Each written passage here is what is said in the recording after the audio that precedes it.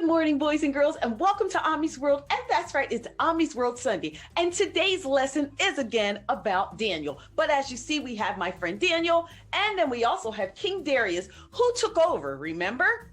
Well, today's lesson is going to discuss the importance of character. What is character? Well, the easiest way to explain it is by its character traits. Some of the character traits that people have are being honest, being a liar, being lazy, or hardworking, being an encourager, discourager, or people who are just not positive. And the list goes on and on and on. It is Sunday, it's Ommy's World on Sunday. It is Sunday, it's Ommy's World on Sunday. Read, learn, and listen to be learned. We'll read, we'll learn, the lessons to be learned. So as you see, character traits can be good and they can be bad. And as I said before, you have those character traits that are good. That's when you're a positive person, when you're an encourager, when you're honest and you're trustworthy and hardworking. But if you have that negative character trait, you can be a little jealous, dishonest, and lazy. Now, mind you, the jealous thing can come and go, but you can control how jealous you actually are. So a positive character trait is a godly character, but it requires some things. It requires discipline and obedience, just like at home with your parents or at school with your teacher. Which brings me to our memory verse today. 1 Peter 2:12. Now, I'm going to paraphrase it so that you can understand it. In other words, it's telling you to live a good life among people so that if you're ever falsely accused of doing something wrong, that your good deeds will shine through and glorify God. So you won't have to worry, just like we're going to learn about my friend Daniel. Okay, friends, let's check out how Daniel gives us that example of being an honest, loyal, and just encouraging person, having good character in Daniel 6. We'll be right back. Well, friends, the two vice presidents gathered with the other satraps that were serving in the kingdom and told them, bring Daniel down. They wanted to desperately get Daniel into trouble. So they started negatively influencing the satraps as well. So when you have bad character and you share your bad character thoughts, it can spread. And that's exactly what happened. They began to negatively influence the other satraps. And once they came up with their plan and got the crowd of people all pumped up about the plan, they took it to King Darius. And as they stood before the King Darius, they used these flattering words. Oh, King Darius, live forever. We have gotten together and have agreed that we think that you should make a law for the next 30 days that no one should pray to any other god except to you. Was King Darius a god, or was he just a king? Do you see, friends, how that negative influence can make us feel and do things that we know that we really shouldn't do, and make us believe things that we should not believe? So the king then, he starts to feel good about that. And the boys are saying, if anyone breaks this law, anyone, then punishment should be that they're thrown into the lion's den. Now, King Darius, like I said, he had a character as well. Some of his character flaws were showing up right now. King Darius lacked wisdom, and he couldn't tell when they were tricking him. It was all a deceitful plan to get Daniel, but he couldn't think about that. All he was concerned about was feeling good himself. So he didn't think about the consequences of this unchangeable law that he was putting together. And guess what? He was flattered. He was flattered because someone was giving him praise.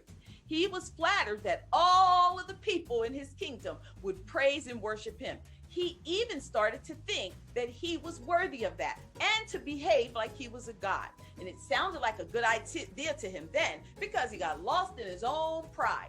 Pride is another thing. Remember, we talked about the word being proud. It's okay to be proud of things that you've done, your accomplishment, but not to operate in pride. And that is what King Darius did. He got lost in his own pride, thinking how wonderful it would be for everyone to praise him from his kingdom. So guess what he did? He wrote out a law and he signed it. And something he did, he sealed it with his ring. And anytime you seal it with your ring, you cannot break the law. That made it unchangeable. Well, friends, what do you think happened once Daniel heard about this? He heard about it, and as he always did, He went and he prayed. When he heard that the law was written and signed by the king, he went home and did what he always did. He opened his window that was facing the direction of Jerusalem, the place that he lived and grew up with God's people, and he got on his knees and he began to pray and ask God for help. Daniel was faithful to God, and he did not let anything, not anything, keep him from praying and talking to his God. And as Daniel was praying with his window open, as he always did, his enemies, that's right, those other people who conspired against him, came to his house and found him praying to God. And they believed, we finally got Daniel caught doing something wrong. Then they rushed back and said, "Oh, King Darius, listen, that one of the exiles of Judah pays no attention to you, O king, or the law that you've put in writing. He is still praying 3 times a day to his God." Daniel's enemies were happy, but King Darius was troubled. He knew Daniel was faithful. He knew that Daniel had an excellent spirit, and he knew that he had great character. So he tried so hard to keep Daniel from being punished because he broke the law. He worked until nighttime, from day until the end of the night, to try to rescue Daniel from this punishment that he put in place. But those enemies came to the king and reminded him that he could not break his own law and that Daniel would need to be punished in the lion's den. Friends, imagine how the king felt. Knowing this, he had no other choice. Darius ordered Daniel to be thrown into the lion. And as Daniel was being thrown into the lion's den, the king said to him, "May your God, whom you serve continually, rescue you." Wasn't that interesting? It's almost as if Darius knew God would.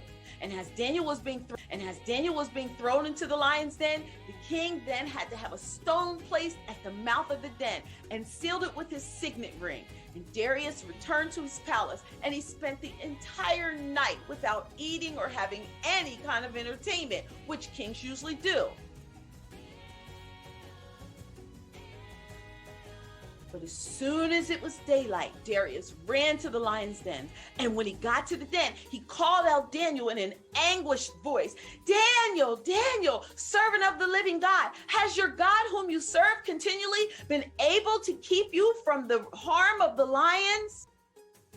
"Oh, king, live forever. My God sent his angels and they shut the mouths of the lions, and they have not harmed me, because I was found innocent in God's sight. Nor have I ever done wrong to you, O king." Daniel had been protected because his faithfulness to God, and because he was placed in there with his trust in God. God sees all that we do, and he knows when we've been treated unfairly. So we've got to continue to be faithful and trust him. And guess what? He's going to protect us. But the king, he was overjoyed that Daniel was alive, and he gave orders to lift Daniel up out of the den. And when they brought him out of the den, guess what? There wasn't a bite, a mark, or a scratch on his body, simply because he trusted God. Well, the king gave a new command, the command that Daniel's enemies, who falsely accused him, were to be thrown into the lion's den and their own wives and children. Before they reached the floor, the lions had overpowered them and crushed their bones. These are the consequences for bad character. This was the punishment for those who tried to bring harm to Daniel, especially when it was untrue. King Darius then wrote a new law that said that everyone in his kingdom must honor and respect Daniel's God. King Darius saw God's power in Daniel's life, and he protected him from the hungry lions. And Darius praised the living God before the people. Daniel was successful during the reign of Darius and the next king, whose name was Cyrus. God had blessed Daniel's life because he was a faithful follower of his.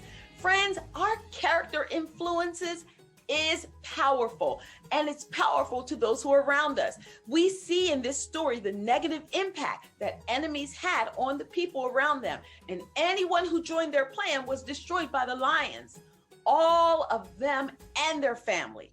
Daniel had a positive impact on Darius because of his good reputation. Guess what, friends? You can have that same positive impact on people around you if you have a good reputation.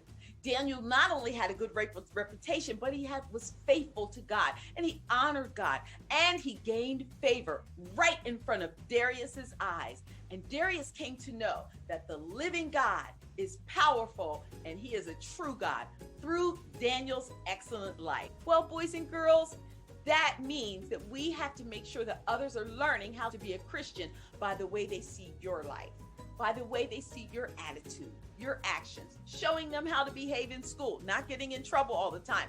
Those display negative character or negative character trait. If you are trying to be a good influence, it's important that you ask God to show you if you have any bad habits or attitudes or things that you should not be doing that might not be a good example to the people who are watching you.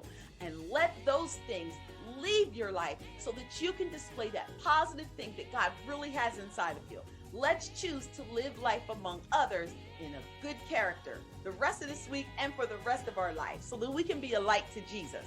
Boys and girls, if you don't know how to do that, let me just give you an example. All you have to do is just ask the Lord, I don't know how to live this positive life. I need your help. And I want you to be my guide. And the way he can be your guide is by you just accepting him as your Lord, just like Daniel did. You saw the example, you heard the story. Now you understand that you can have that same character. You can walk in that same thing by just asking the Lord to come into your heart and accepting him as Lord of all, by confessing it with your mouth. Lord, I want you to be my Lord, the same God that delivered Daniel, the same one that told me in Peter about having a good character. I want to serve you. And I repent, forgive me of those bad habits, those negative behaviors that I display, dishonesty and being lazy and jealous. I don't want to act like that. I don't want to walk in that. And guess what? You will be forgiven and you can walk around with those same good character traits. Now, it's not easy. It takes every day to try harder and to do something better than you did the day before, but you can do it. Well, friends, the summary of this story is the prophet Daniel was living under a king who didn't really respect God at that time. And when he made his prayer law, it didn't stop Daniel from praying to God. The punishment for Daniel was terrible at that time when he was thrown into a cave overnight with lions. But the Lord, as always, came in and saved Daniel and protected him from harm all night long. And guess what? It was only one day, the very next day, Darius came and he looked and he saw the protection, loving arm that God had on him all night. And the next day, everyone was amazed by the power of God. Just like Daniel, we can trust Jesus to save us in those rough times. When it's difficult, no matter how bad the trouble is, God has the power to save us. Well, parents, for this activity, your kiddos should have learned a whole lot of new things. And here's a few questions that you can ask them. Who is Darius? How many satraps did Darius have in his kingdom? Who was one of the vice presidents over the satraps? Why were there two vice presidents jealous of Daniel? What does it mean to be jealous? And why were they looking for something that Daniel had done wrong in his life? How did they plan to get Daniel into trouble before the king? Why was Darius upset when they told him about Daniel praying? And who did Darius want to protect in the lion's den? Why was Daniel safe in the lion's den? And how did the whole story end? Who prevailed? Boys and girls, I want you to also think about your character all week long. So important. And friends, I want you to stay focused for the next video because in case that wasn't enough, here is an animated video about Daniel in the lion's den.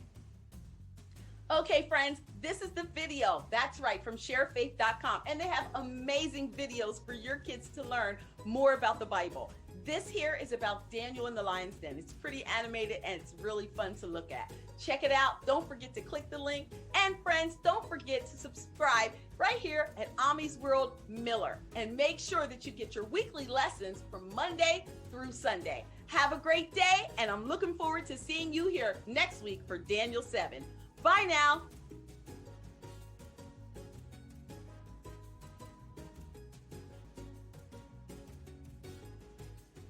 It is Sunday, Ommy's World on Sunday.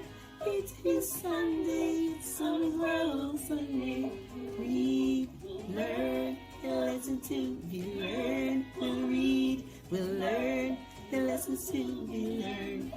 Friends in the Bible, friends in the Bible, friends in the Bible, it's Ommy's World on Sunday. It is Sunday, it's Ommy's World on Sunday. It is Sunday, it's Ommy's World on Sunday. It is Sunday, Ommy's World on Sunday. It is Sunday, Ommy's World on Sunday.